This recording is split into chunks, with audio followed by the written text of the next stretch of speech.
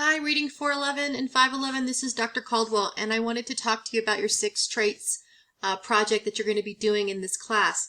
So I know that different schools will have different writing programs, and so we basically just chose one writing program. Your school may or may not use this one, but the whole purpose is for you to go through an entire writing program from start to finish and learn how to do that. So when you're on a job interview and the principal asks you what kind of writing program you're used to, you can say you've done one. You can say you've done the Six Traits writing project.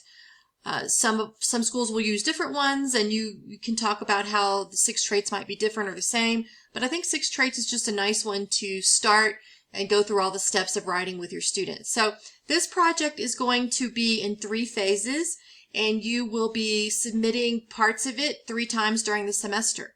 This is a very easy template to follow. You can see I have simple in red. Take this red out. This is where you introduce the background of the classroom, grade, teacher, place, information, and so on.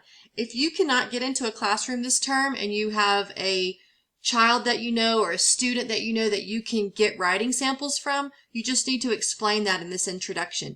If you're virtually in a classroom or you have connections or whatever, you will put that there. If for some reason you don't, you're going to use writing samples that you find online or possibly writing samples that I've given to you, then you're going to need to explain that, this is a 3rd grade student, that their writing is at this point basic or needs work, or, they're very proficient in writing. You just need to give me some good information about what you've used for this project. So if it was in a school or if it was virtual or whatever. Then your student profile, this is where you will pick students. If you don't have a specific student you can use, you can say a 3rd grade student and talk about their writing ability. You can name them student 1, student 2, and so on. If you're going to be using different samples for all 3 submissions, then you just need to be very clear. This is where you do that. This introduction and the student profile section is where I want you to tell me more about the student. Once you pick out the student, you'll need to be able to tell me if they're a beginning, emerging, developing, capable, experienced, exceptional. And so you will know this by their writing samples. If you don't, hopefully you have a student or a child you can work with, a friend's child or something, and you can give me more background. If you don't and you have to use writing samples, you'll just have to develop this based on what you know or don't know and just be very clear about that.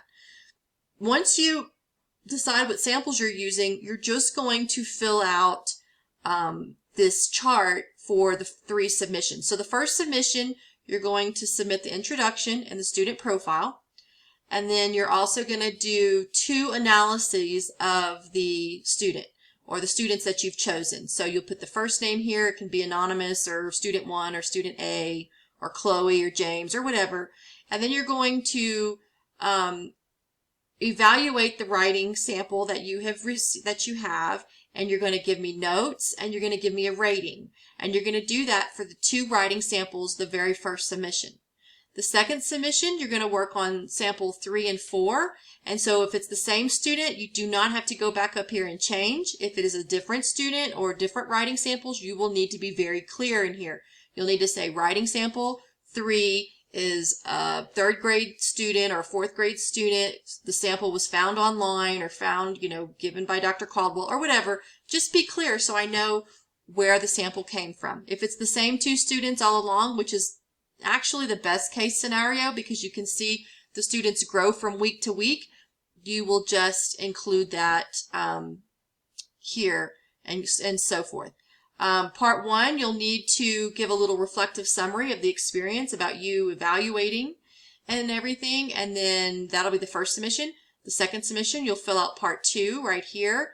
The third submission, you'll fill out part 3, and you will fill out the final summary, which you do on your very last draft, which is part 3 when you submit it. So that's pretty much it. You just take the red out, you fill it out, and you turn it in. You'll turn it in 3 times. I will want you to include pictures of the writing samples. Some people like to just copy and paste them into here where the student, next to the student name or whatever. Some people put it all the way down here at the bottom and put writing sample 1, writing sample 2, writing sample 3, and so on. I just want to see those writing samples, and those writing samples will need to have your comments, your underlining, your evaluation on there. You'll be learning how to do that in our class. So I hope this helps explain this project better for you. If you have any questions, please reach out to me. Thanks. Bye.